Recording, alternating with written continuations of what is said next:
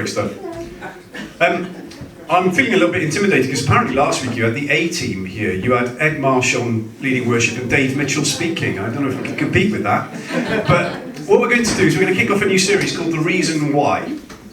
And in the next few weeks we're going to be looking at this idea of why are we Christians?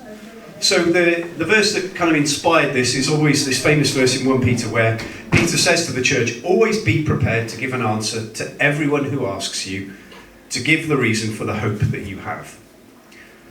So my question is, before we even start, is what's your why? Do you know why you are a Christian? Do you know why you're here today? Do you know why you follow Jesus?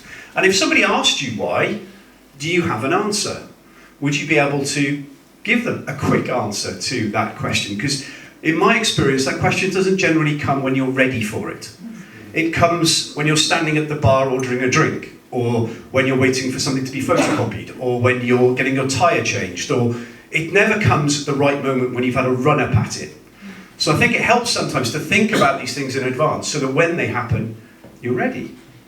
So maybe if you haven't thought about it before, maybe after today you might want to have a little think about it. But today I'm going to talk a little bit about one of the reasons I'm a Christian. And also, we're going to explore over the next few weeks from different speakers their reasons for following Jesus. So, the thing that I find more and more is people come to me and they ask me, not what's church like, or, they don't ask me, do you believe God created the world? They don't ask me those kind of big questions. They ask me simple questions like, does it make any difference? Does it work? I was sitting in the cafe at the Greenway Centre and a guy sitting across from me who knows I come to church every Sunday, he said to me, Dave, is it any good? Does it work? Is it worth it? And I was able to say to him, yeah, I definitely think it's worth it, and went on to explain why. But it is interesting, isn't it? People are interested in, does it make a difference? Or is it just another activity, another thing, like Alice was saying at the start, not just a social club? Is it like golf? Is it like another hobby that you've taken up? It occupies a fair bit of your time, doesn't necessarily affect what you wear, but it may well affect your money. Or is it actually more to it than that? And so this idea of does it make a difference to life is what I want to explore today. And one of the key passages talking about this idea of life, well, John in general in his gospel talks a lot about life. But in John chapter 6, he particularly doubles down on this question of what is life and where do we find it? Now, John chapter 6 is one of the longest chapters in the Bible. There's over 60 verses. And so we're not going to read that now. What I'm going to do is I'm going to paraphrase the first part of that, and then we're going to look at the last bit. So in this passage, it starts with this incredible story of Jesus feeding 5,000 people. So they're out in the wilderness, Jesus takes pity on them and does this incredible miracle where he provides food. He provides for them their material and physical needs there in the wilderness. And the people are pretty excited about this. So much so that they kind of decide to make him king. So they think, okay, this is the guy, this is clearly someone God has sent. What we want is we want to make him the king of Israel. He can be the Messiah, he can sort everything out, preferably boot the Romans into touch, and actually we'll really thrive and prosper in our life together here in this land. Now, the problem with that is that's assuming that the person in charge can fix everything. And interestingly enough for us, we've got an election coming up in case it had passed your attention. And I just want to say, a bit like those Israelites, are we heading to this election thinking if we can just get the right people in, they'll sort everything out? My life will be peachy as a result of the right election result. If you're thinking that here today, I'm really sorry to burst your bubble. But the reality is, things will change, but will they sort everything out? Probably not. So the question is, what are you trusting for your life? Israel wanted a king to sort everything out for them. Israel thought that actually if they could fix the here and now, everything would be better. But Jesus refuses to become king in that context. It's interesting, isn't it? Jesus repeatedly refuses to allow the people to make him their ruler and leader. Interesting that he avoids that path because he's actually about something more. The next thing that happens is the people go, well, we really enjoyed that whole bread in the wilderness thing, so can we have some more? Can we have some more bread?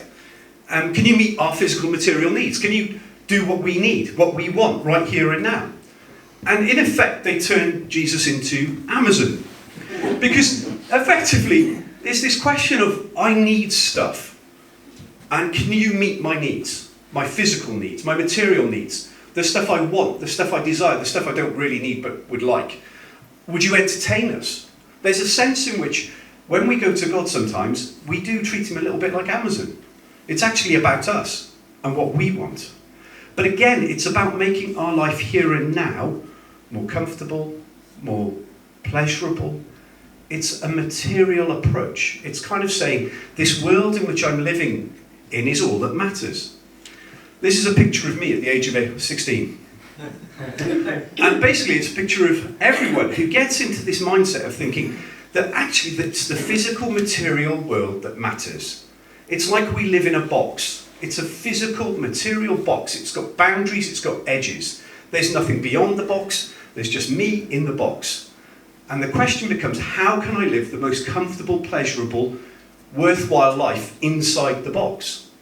Now, when I was 16, I had a sense that there was some sort of God, but I didn't think he had anything particular to do with my life in the box.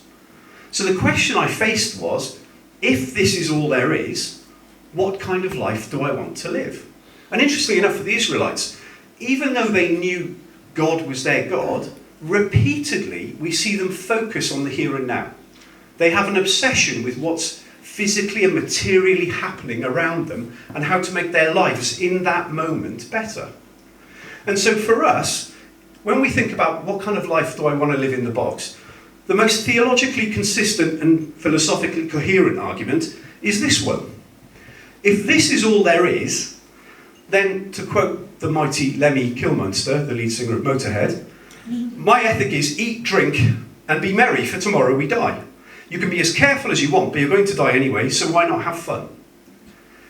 That is actually a consistent worldview, in the sense that if all there is this box, actually I might as well make the most of it. The only problem with this worldview is it's based on a fundamental lie.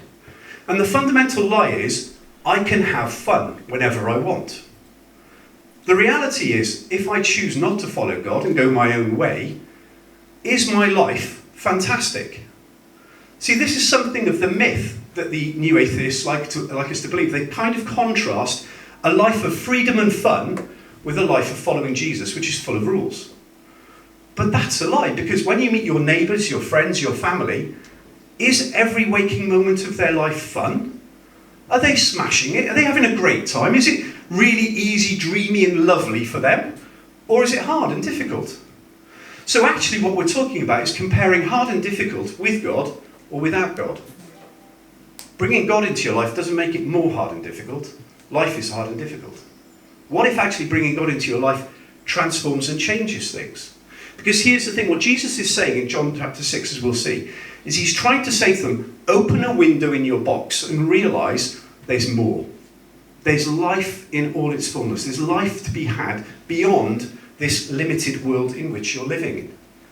And actually, if you can just see past your desires, your needs, these material things, give us a king, give us bread, make our material lives better, to see some spiritual realities that actually will in turn transform your physical life. And it all revolves around this guy, Jesus. So when Jesus starts to explain to the people, you keep asking for physical bread, but ultimately I can give you something that's so much better, they go a bit nuts. Their response is kind of, who does this guy think he is? We know him. We know his mum. We know where he lives. We know what his front garden looks like. We know what colour door he lives behind. He can't be who he says he is. So what does Jesus do? He doubles down. And he says this, I am the bread of life. Your ancestors ate the manna in the wilderness, yet they died. But here is the bread that comes down from heaven, which anyone may eat and not die. I am the living bread that came down from heaven.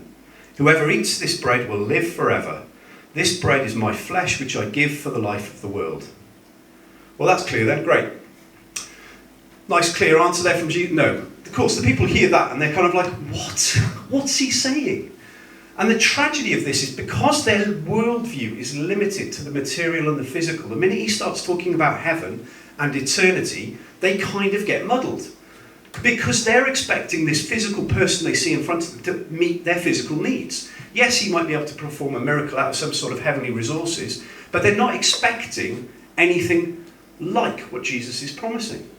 And he's saying to them that ultimately, if you know me, if you believe in me, you can experience a different kind of life.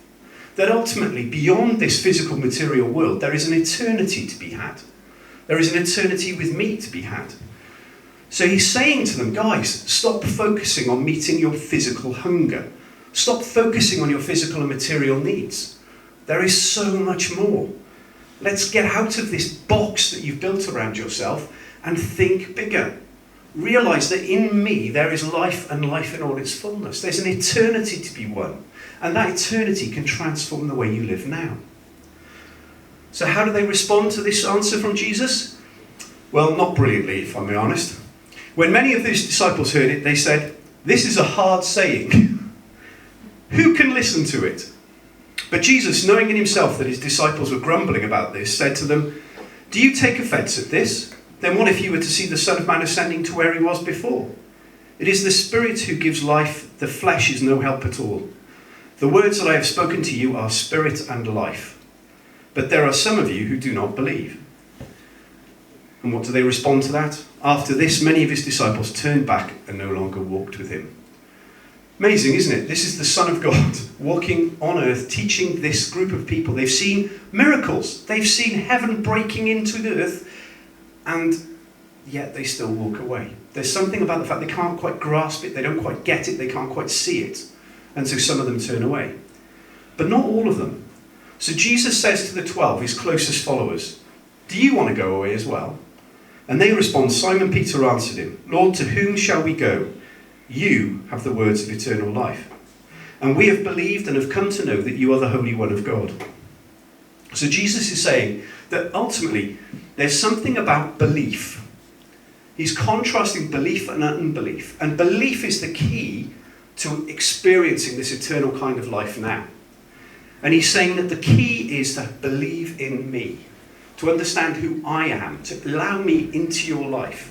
There's this incredible exchange that happens. We think we're giving up everything, but what we discover is actually we receive so much more. When we give our lives to Jesus, he gives it back to us, but he gives us his Spirit as well. And it's his Spirit that transforms everything. It's his Spirit, as Jesus says, who gives life. So my reason for why I'm a Christian is because I believe in life before death. I believe Jesus comes to give us life now. Not just eternal life, but an eternal life that starts today. An eternal life that we can experience here on earth. It's a life that is very different. So when I think about this question of what kind of life could I live, I'm aware of what my life might have looked like. And this is a picture of it. So, I've mentioned this before, I apologise if I mention it again, but I used to work in an investment bank, and I know what my life could have looked like because I know what I'm like. I know if I just did what I wanted, if I just gave in to my desires, my habits, my addictions, my problems, the kind of person I become, I don't like the look of. It's a little bit like me on an all-inclusive holiday. It's not a good thing. So there's something about giving in to ourselves. So one of the things that I think is so important that we understand is Jesus came to save us from ourselves. I think that's something we don't always realise. We think Jesus has come to save us from all sorts of other stuff. But I think fundamentally as well, he has come to save us from ourselves. I know that, Dave Roderick, and I don't like the look of it. I know that Jesus, when I let him into my life, his Spirit has changed me, transformed me, and I live a very different life. I have found the truth that the words that he speaks are spirit and life. My life makes sense to me. I have a sense of calling, a sense of purpose. I have him with me. Without him, my life feels empty. So Jesus in my life has changed things for me, and it's a very different kind of life. I've said eternal life starts now, because one of the things I want us to understand is when we begin to understand that we have eternity, our eternity is safe with God, that hope for tomorrow completely transforms our life today. There's something about knowing the end of the story that means we can live with freedom today. When you're worried about how things are going to turn out, you're constantly worried about how your actions are going to affect that. If you know the end is safe, you're in Jesus' hands and you will spend eternity with him, you can play with a little bit more freedom. The example I always give is when a referee plays advantage. You know, when a referee plays advantage, there's been a penalty, but he says, play on. The team know they've got a penalty. So they try stuff. They play a bit more adventurously. They give it a bit of a go because they know if it doesn't work, they're coming back for the penalty anyway. Well, we can live with that kind of freedom. We can be adventurous. We can give things a go because we know the end of the story is safe. There is nothing that you can do here today that can change the fact that God knows you, he loves you, and you're in his hands. So we can live a little bit more adventurously. But that doesn't mean it's easy. And you're all sitting here and you're all thinking, that's true, Dave, it's not easy. It's actually quite hard. And the thing, so at half term, we decided to take my parents up to Scotland, up to the Highlands. They'd never been. My mum really wanted to see the Highlands, and so we packed everyone into a car, drove all the way up to the Highlands, and we went to stay in a little house on the side of a loch that was clearly named by the same people who came up with Boaty McBoatface.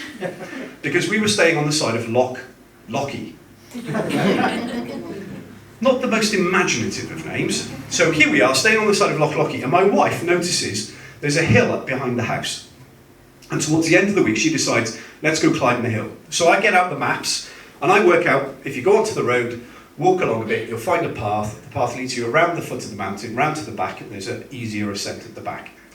So we walk to the end of the drive, I'm about to turn left, Marion goes straight ahead, straight over the wall, and straight into the forest ahead of us. Because that's her approach to life. Basically, the shortest, most direct route through everything. And so we start wading through this forest, which quickly becomes rhododendron bushes. Now, I don't know if you've ever experienced rhododendron bushes, but from the ground to about 10 feet up, they are impenetrable. And they were everywhere. We literally battled our way through. We're being bitten by midges, there's streams running through it, and as we get to the other side, scratched, weary, we then find the hill. And we can't see the path. So Marion decides the best thing to do is just go straight up. So just the other side of that wood is the hill we went up. And literally, the further up we went, the steeper and steeper it got. To the point where I'm on my hands and knees, pulling myself up. I'm exhausted. I'm furious. Absolutely furious. Marion had very wisely decided to be 50 metres ahead of me so she'd have to listen to me. And at that point, there was a moment, especially when my heart was doing 183, that I thought, actually, I could just turn around. Why am I putting myself through this? But there was something about the sense that I knew at the top of this hill would be an amazing view, that it would be worth it. It's worth battling on. And so I made it to the very top. And when I got enough oxygen into my lungs to be able to see, this was the view. And it was glorious. You could see all the way through Loch Linney out to the Isle of Mull, all the way across to the Isle of Skye. You could see Ben Nevis, actually for once in the clear. And it was just breathtaking. And it all felt worth it. Then we went down the hill. Marion did most of it sliding on her bottom. She worked out she could just toboggan most of the way down on her coat. We got to the bottom and of course re-entered the rhododendron forest. The problem now was the fact that we couldn't find a way through. After an hour, we couldn't get through this impenetrable barrier. And the annoying thing was, we knew the road was only about 10 metres away. It was just the other side. And our house was the other side of that. But we didn't give up. And the reason we didn't give up was because we knew home was just there. Just there, just beyond sight, just out of touch. We could have, if we didn't have a destination, have wandered anywhere. We could have given up, gone to a coffee shop, gone a different direction. But because we had a goal, because we knew the goal was home, we weren't going to give up. We were going to keep on going. This is a very long metaphor for what I'm trying to say, which is ultimately, if we have eternal life in front of us, we don't give up. We keep on going because we know that is the thing that is worth having. We know home is waiting for us. And it may be you're here today and you are up to your neck in rhododendrons, whatever that may look like. Health issues, financial issues, relationship issues, just all kinds of trouble and strife. But you know home is just ahead. And the challenge for us is to just keep on going. For me, this verse is a bit of a life verse for me, that whenever it gets really, really hard, this is what I come back to. Where else am I going to go? Lord, you have the words of eternal life. I could give up, I could wander off, I could go follow all sorts of other things. But none of those offer me eternal life. None of those things offer me life in all its fullness. And so I just keep coming back to Jesus and saying, Jesus, help me hold on to you.